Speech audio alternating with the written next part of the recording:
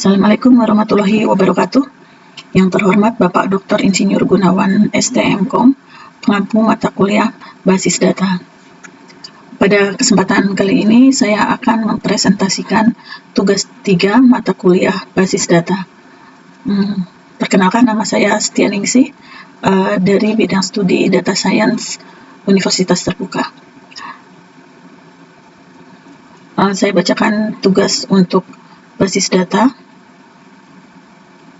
Tugas 3 adalah melakukan praktikum transaksi, melakukan praktikum basis data terdistribusi.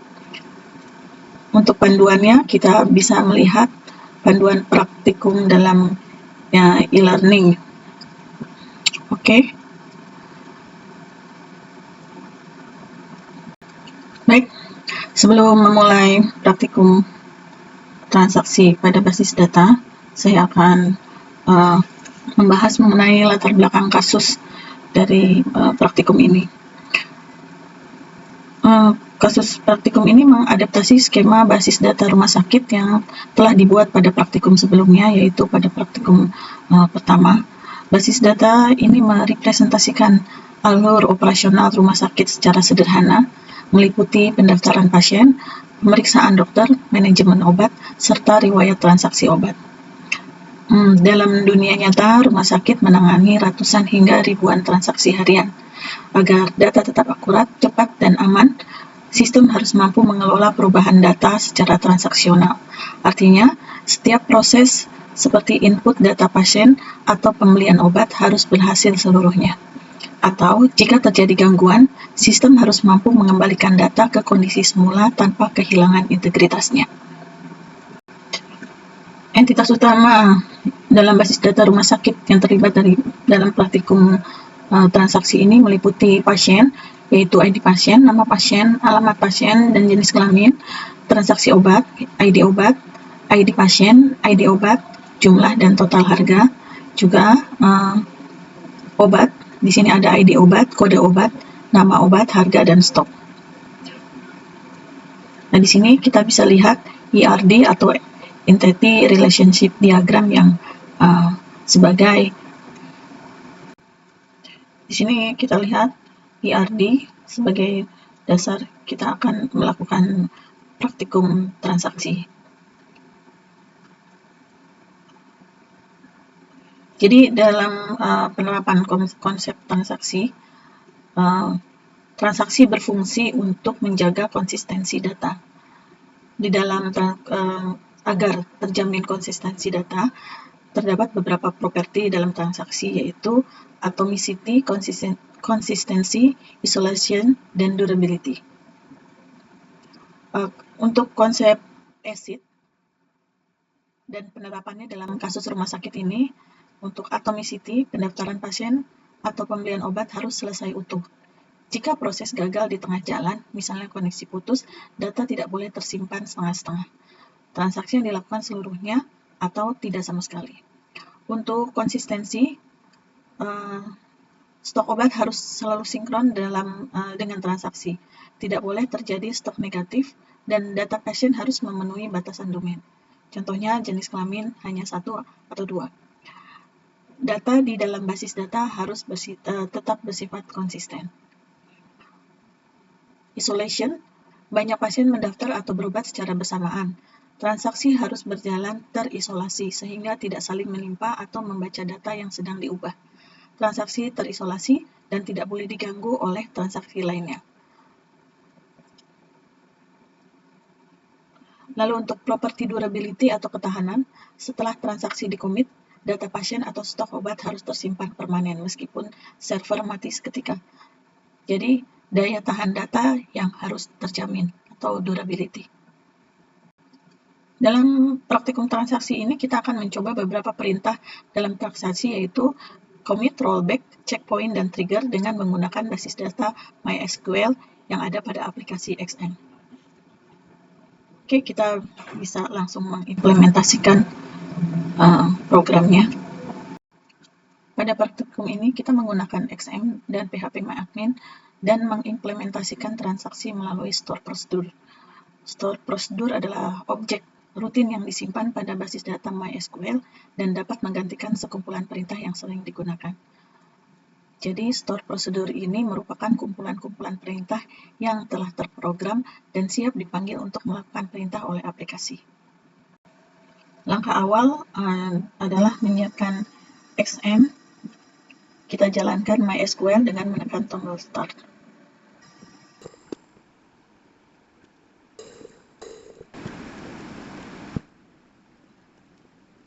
Berikutnya, kita akan membuka browser seperti Mozilla, Firefox, Google Chrome, dan sebagainya. Kemudian kita masukkan alamat URL http://localhost/phpMyAdmin.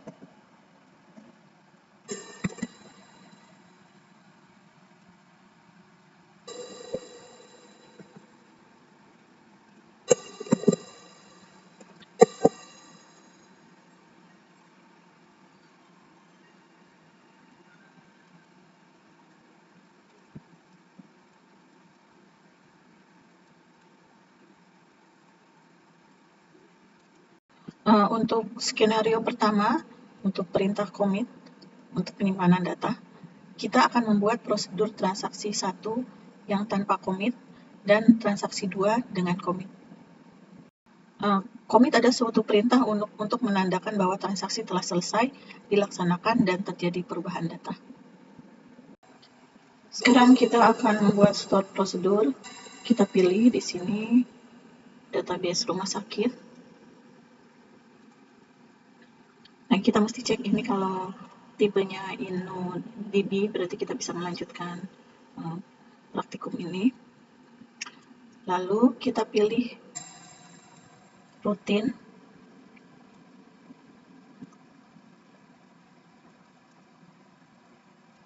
Create new routine.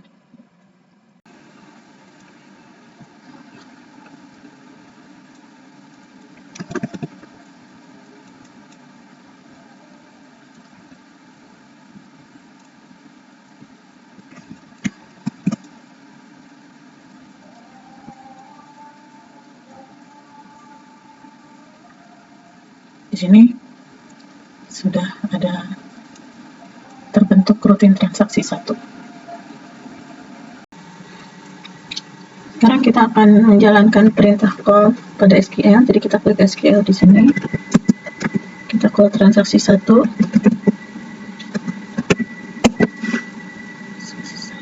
Go.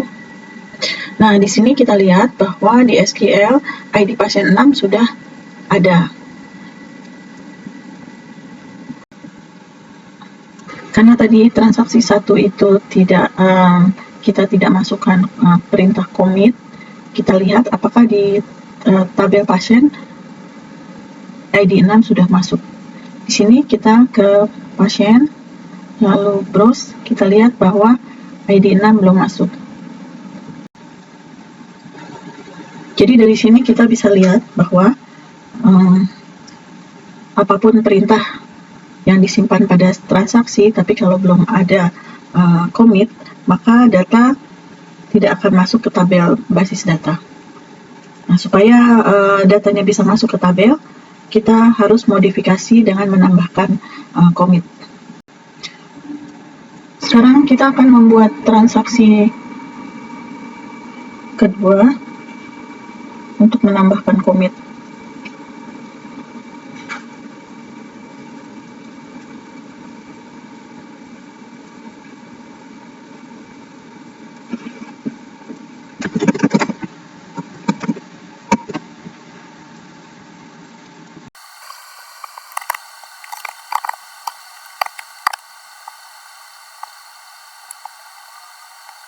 Oke, di sini udah ada 2 transaksi ya. Ini yang transaksi 1 tanpa commit dan yang transaksi 2 sudah dimodifikasi, kita tambahkan commit.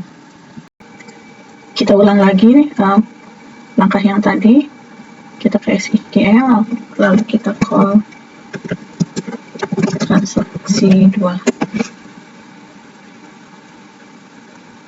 Di sini sudah ada seperti tadi ya, sudah ada ID pasien 6.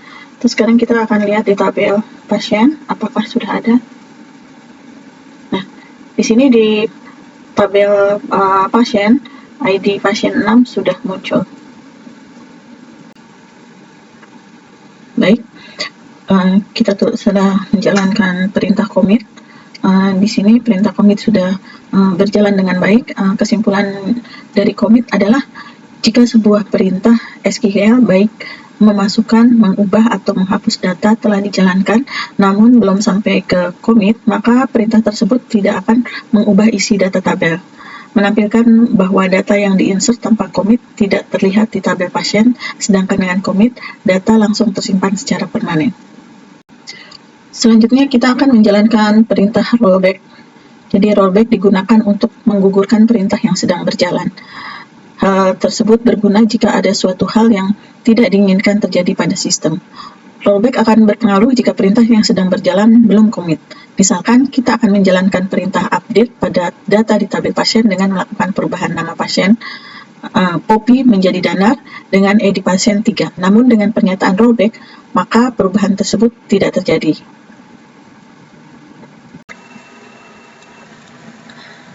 Baik, sekarang kita akan membuat transaksi 3.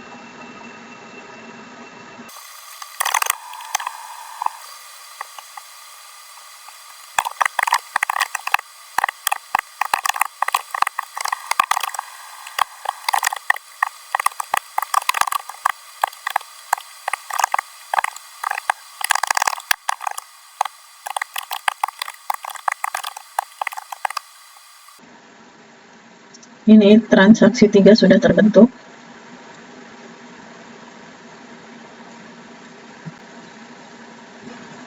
Di sini transaksi 3 sudah terbentuk. Sekarang kita ke SQL. Kita call transaksi 3.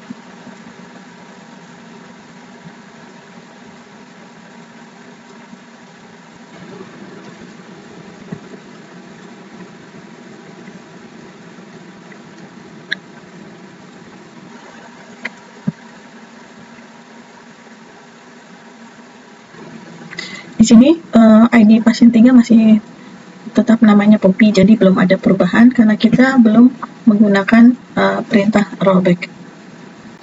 Sekarang kita akan modifikasi transaksi 3 menjadi transaksi 4. Jadi misalnya akan dilakukan perintah insert data baru pada tabel pasien dan pada ID pasien 3 akan dilakukan perubahan data atau update nama pasien menjadi Septin. Namun setelah perintah insert dilakukan, perintah selanjutnya adalah rollback, dan setelah itu dilakukan perubahan pada nama pasien menjadi Septin.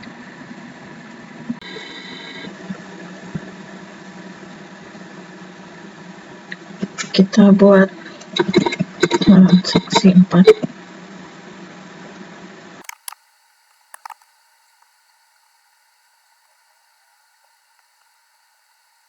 Di sini transaksi 4 sudah terbentuk. Untuk melihat hasil dari transaksi 4, kita akan call transaksi 4.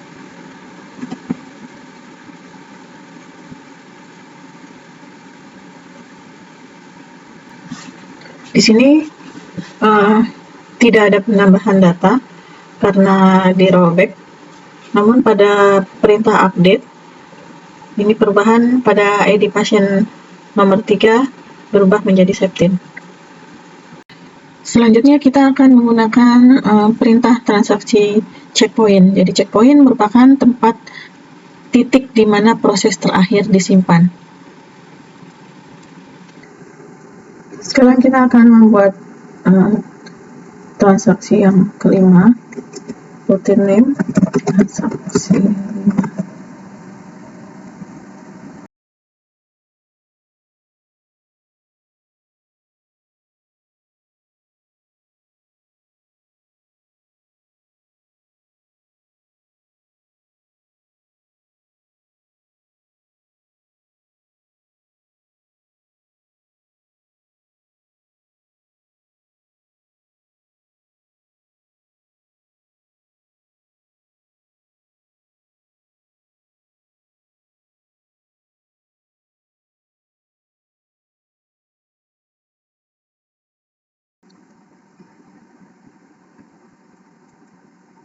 Oke, transaksi 5 sudah terbentuk.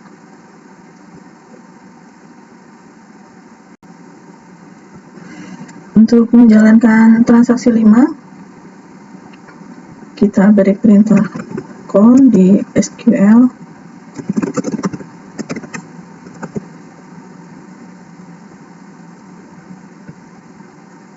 Nah, di sini bisa dijelaskan bahwa pertama kita isi ID pasien 7, Hanif, lalu kita isi ID pasien 8.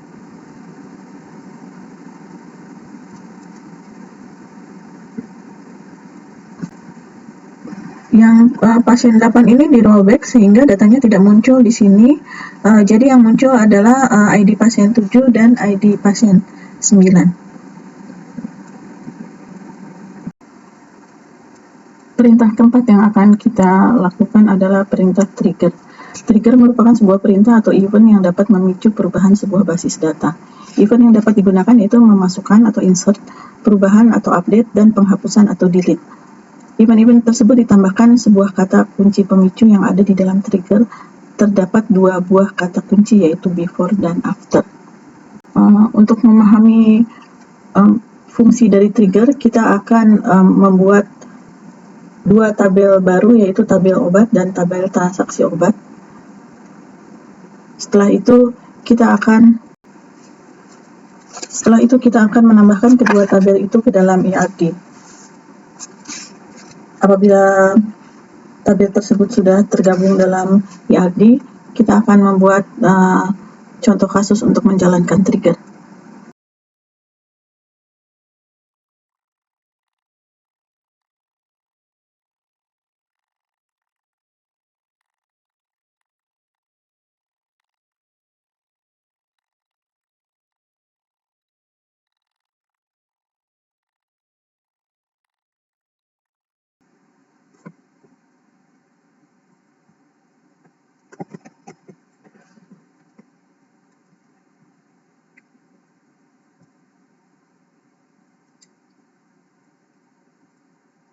Di sini tabel obat dan transaksi obat sudah terbentuk.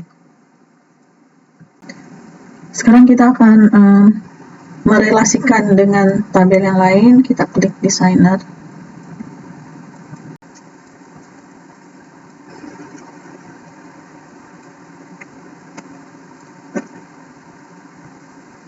Ini kita cek tabel-tabelnya.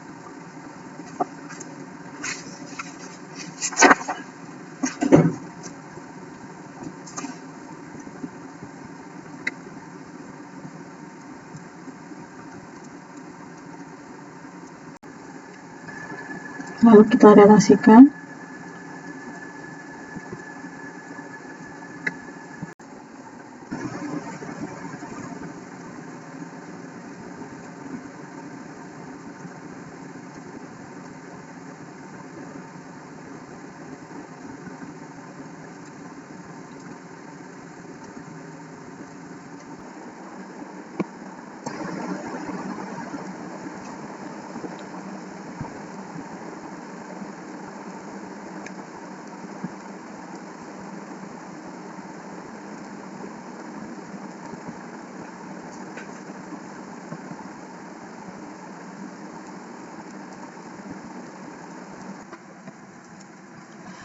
Ini semua tabel sudah terhubung.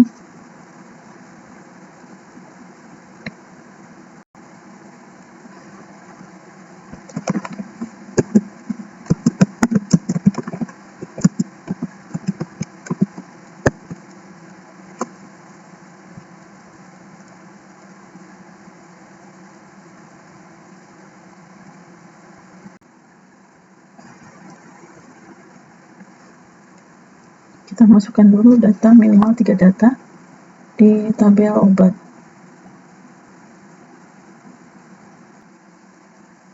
Kita masukkan data di tabel obat.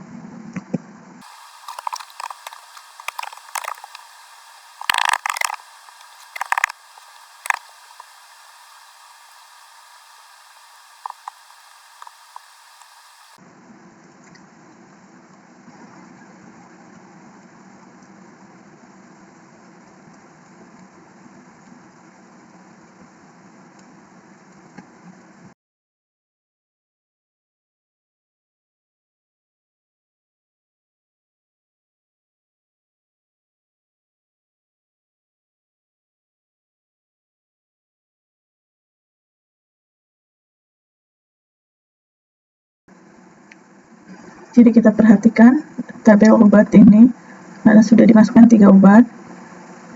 Amikacin stoknya 10, amoxicillin stoknya 20, dan betadine stoknya 5. Nanti kita akan menjalankan perintah trigger.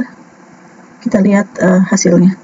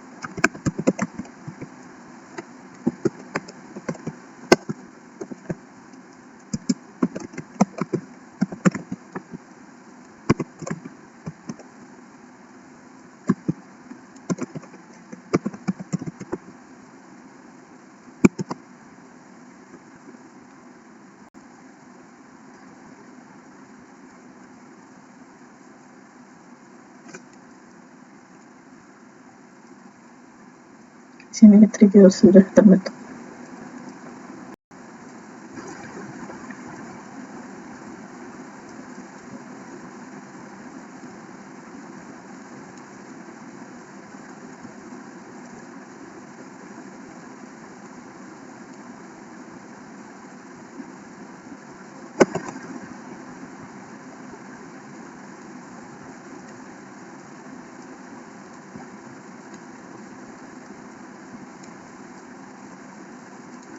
Setelah transaksi, di mana obat ID obat 2 ada pasien ambil 5.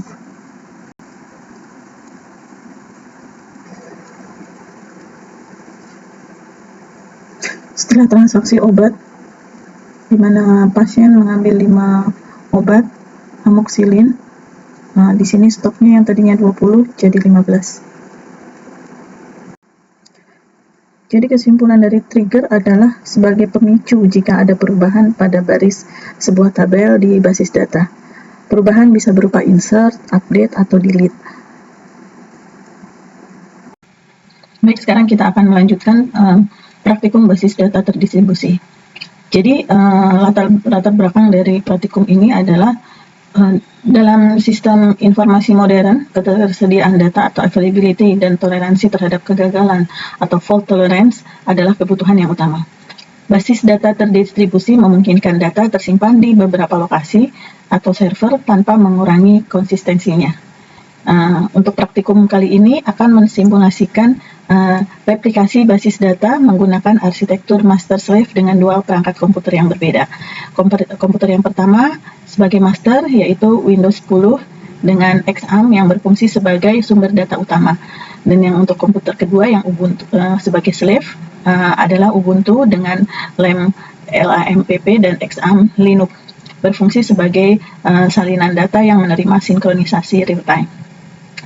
Jadi tujuan dari kasus ini adalah menguji konsep transaksi tunggal, commit, rollback, checkpoint, dan trigger sebelum memasuki lingkungan yang terdistribusi, lalu mengkonfigurasi replikasi MySQL atau MariaDB antar sistem operasi yang berbeda. Dan terakhir membuktikan bahwa perubahan data master slave terkopi ke master otomatis terkopi ke slave tanpa input manual. Untuk melakukan praktikum ini saya menggunakan remote desktop, jadi saya masuk dulu ke remote desktop. Untuk Windows-nya menggunakan IP 192.168.18.225.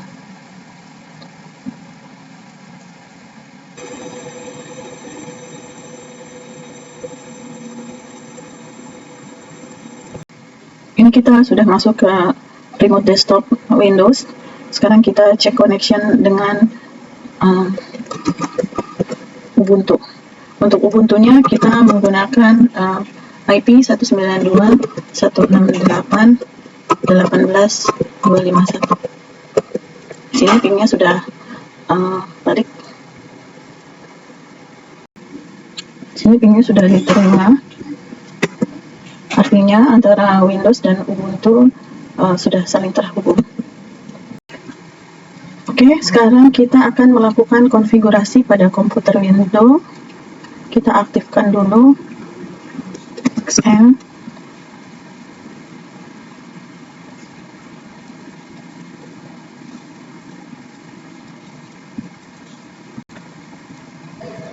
Jadi ini Apache dengan MySQL-nya sudah aktif ya. Kita bisa melanjutkan langkah berikutnya. Berikutnya kita klik browser, lalu kita ketikkan localhost-nya.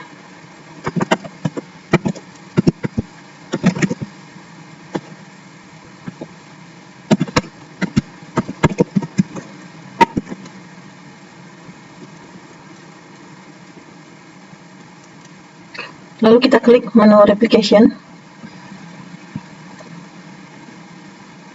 Di sini akan muncul menu replication ya. Sekarang kita akan melakukan setting lebih lanjut. Kita klik. Di sini akan muncul Windows baru.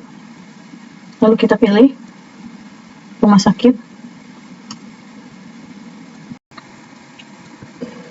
Setelah kita pilih database rumah sakit, di sini akan muncul 4 baris yang kita copy ke file my ini. Tapi kita jangan pencet go-nya.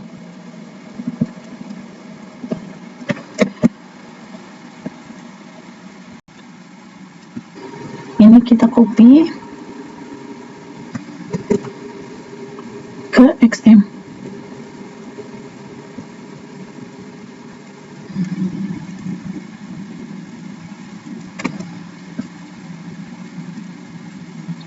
Klik configure.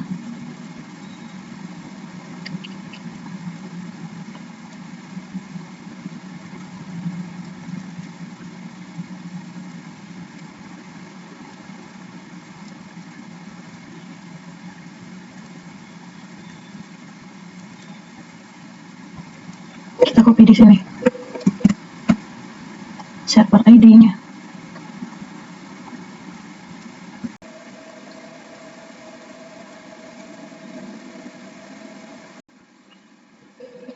Lalu Lalu file my.ini kita save.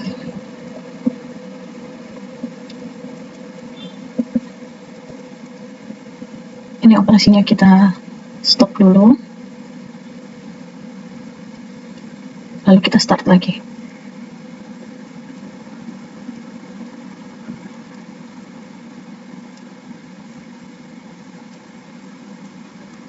Kalau hijau ini artinya sudah beroperasional. Nah, setelah selesai, kita kembali lagi ke phpMyAdmin, kita pencet go. Sekarang kita lihat status replikasinya. Ini adalah status menu replikasi. Jadi variabel dan value ini kita catat yang nanti akan dipakai di Ubuntu. Selanjutnya kita akan membuat user account yang nantinya digunakan untuk mengakses data dari komputer 2. Di sini kita bisa klik add user account.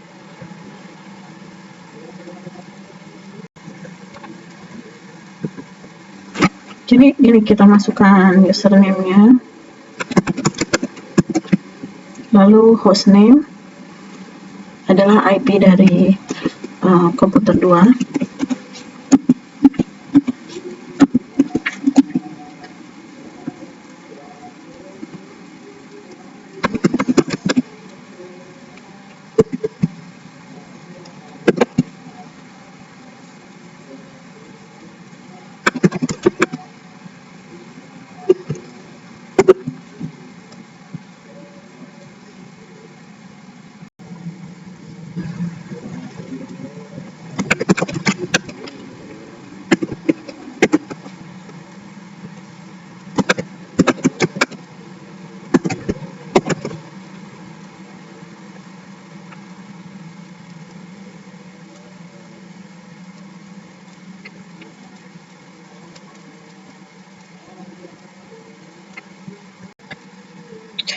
Di bagian replication client dan replication slave itu kita kasih centang.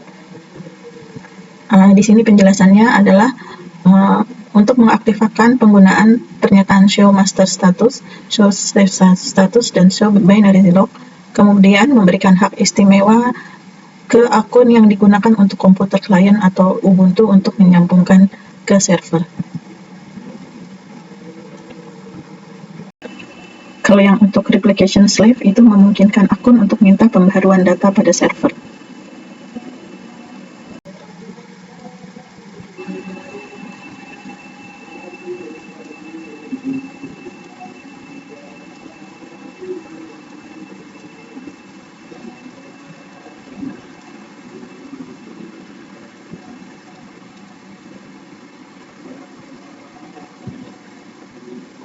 Kita telah menambahkan satu user baru.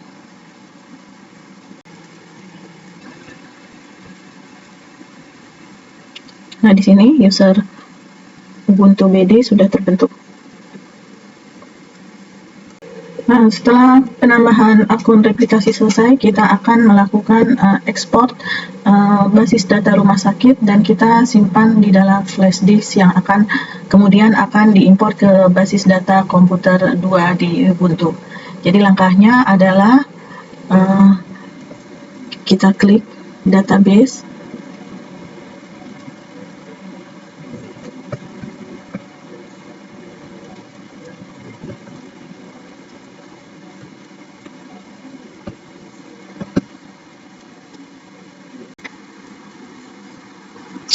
Jadi langkahnya adalah kita klik database, kita pilih data rumah sakit. Setelah itu akan keluar tabel seperti ini, yaitu tabel rumah sakit, lalu kita klik export.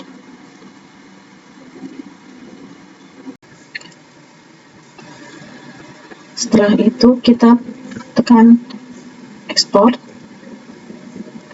Ini akan membentuk file SQL rumah sakit.sql. Dan file ini kita simpan untuk diproses selanjutnya di komputer 2 Ubuntu.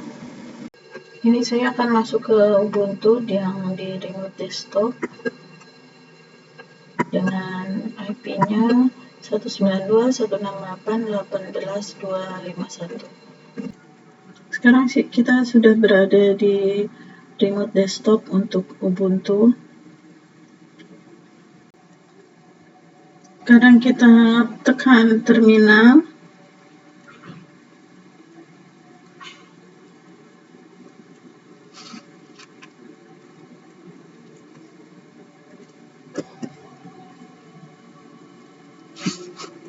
Ketik ls. Ini adalah file-file yang ada di folder larms.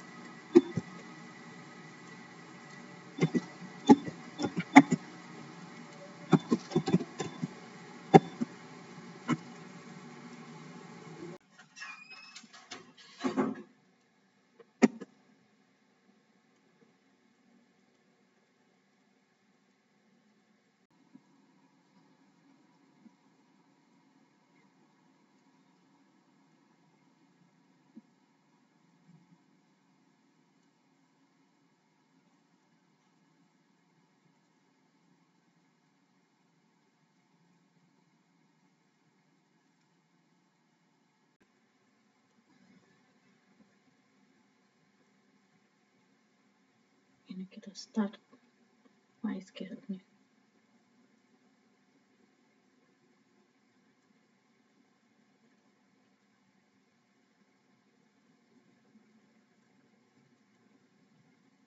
Di sini statusnya sudah running. Selanjutnya kita buka browser Mozilla Firefox. Kita ketikkan localhost.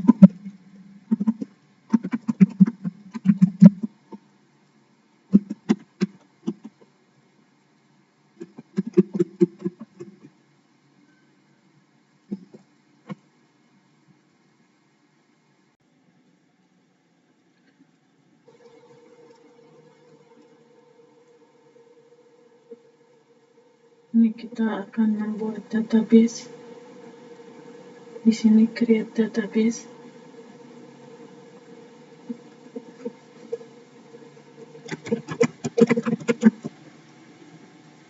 Create. Lalu kita akan import database. Kita cari menu import, kita klik.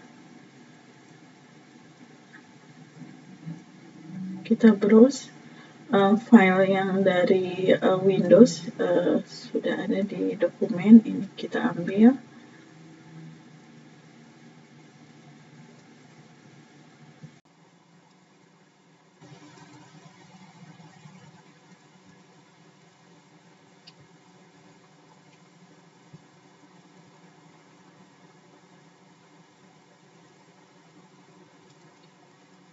Kita sudah pilih file rumahsakit.sql, terus kita import.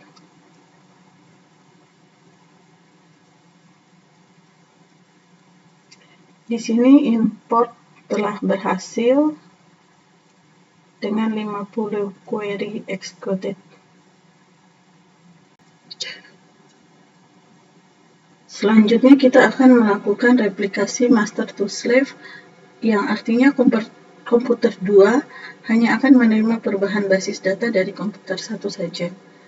Untuk melakukan konfigurasi replikasi basis data, langkah pertama kita akan klik menu replication.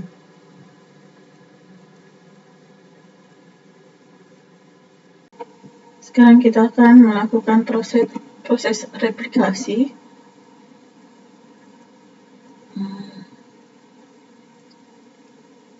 Kita pilih home dulu di sini, nanti keluar replication.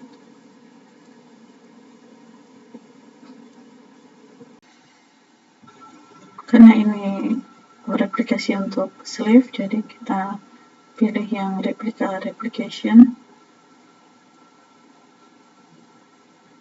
Di sini kita ketikkan username dan password.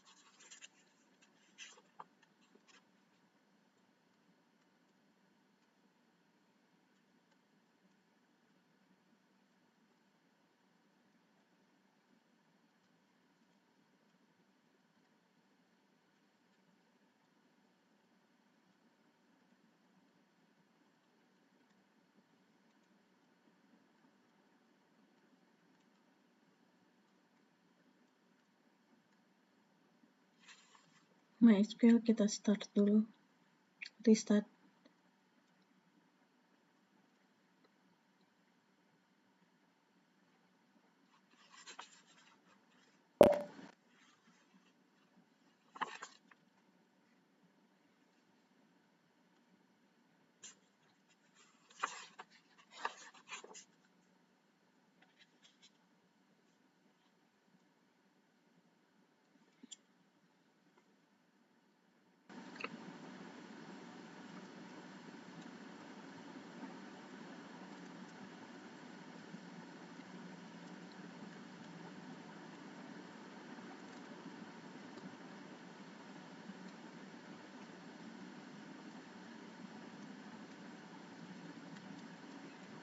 Kita cek status slave.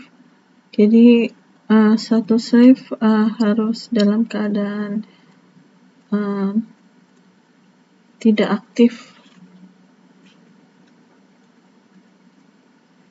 Di sini kita lihat bahwa status slave-nya error, artinya tidak dalam keadaan tidak aktif. Nah, itu kita melanjutkan konfigurasi.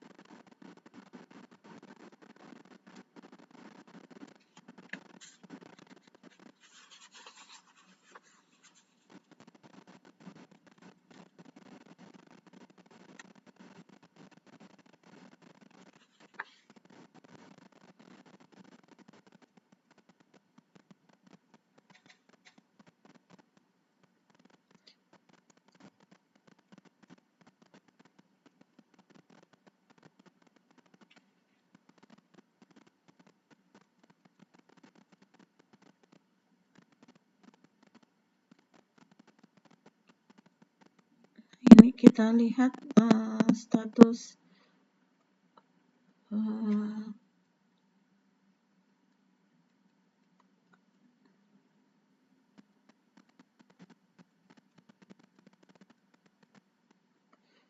di sini kita lihat status slave IO running dan slave SQL running yang seharusnya yes, ini masih no. Jadi sepertinya untuk kali ini untuk replikasi tidak berhasil karena saya butuh waktu lagi untuk ekspor kira-kira salahnya ada di mana. Jadi untuk praktek kali ini saya tidak bisa melanjutkan ke pengujian replikasi.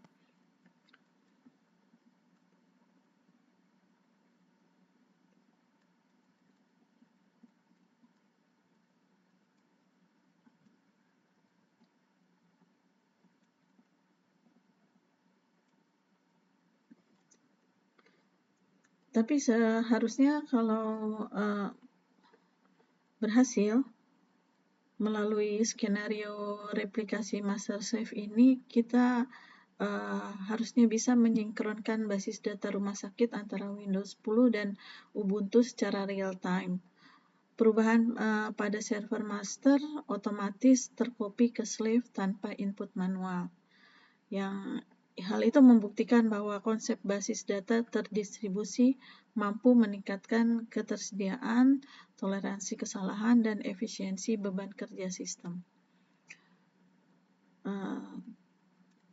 Demikian hasil laporan tugas 3 dari mata kuliah basis data.